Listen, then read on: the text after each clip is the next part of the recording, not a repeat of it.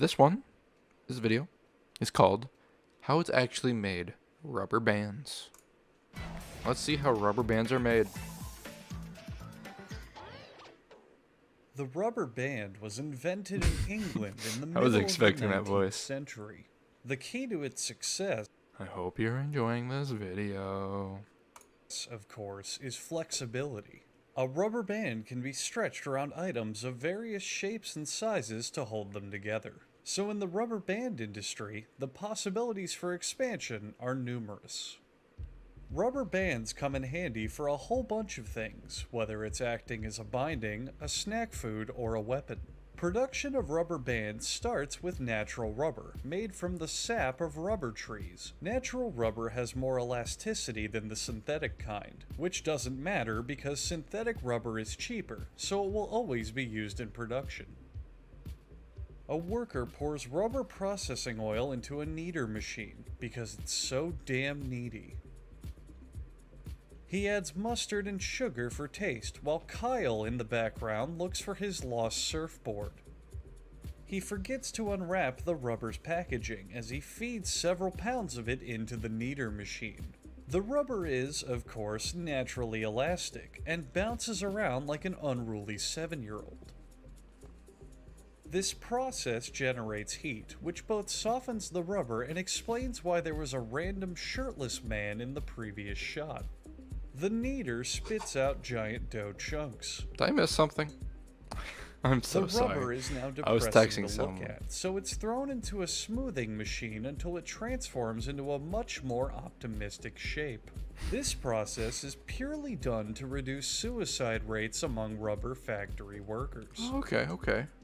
Then, the rubber is rolled into big twisty tubes, entirely undoing the previous rolling processes. This may seem bizarre, but rubber is actually manufactured in reverse, as demonstrated here, with the rubber being retrofitted back into the previously mentioned rubber trees.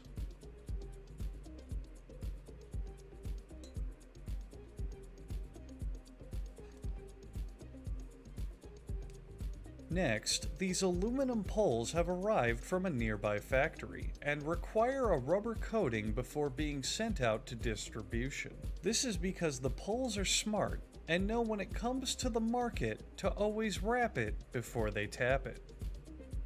As for the white powder, don't ask.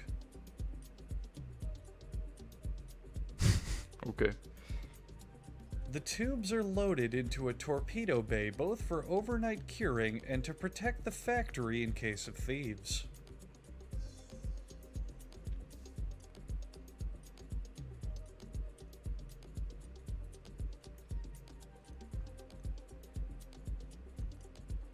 Workers peel the rubber off the poles and then give them a milk bath to infuse them with calcium.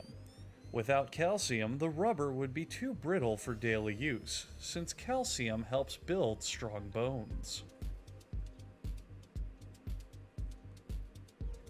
Yeah.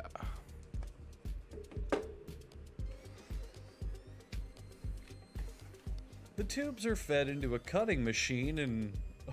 oh, looks like one of those aluminum poles from earlier had a I'm pretty back. good night. Kind of forget you can't see me over here. I can move this way. Ta-da. With this system, the factory can produce 500,000 rubber bands per hour, and yet still somehow can't manage to bring my wife back to me. Tough luck.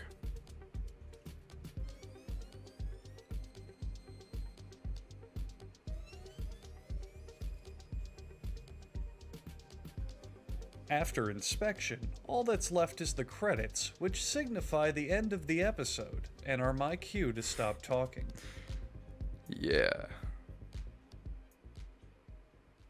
What an awesome video there. Gotta love it. Am I right? Now I know how to make rubber bands. It's just that simple, you know?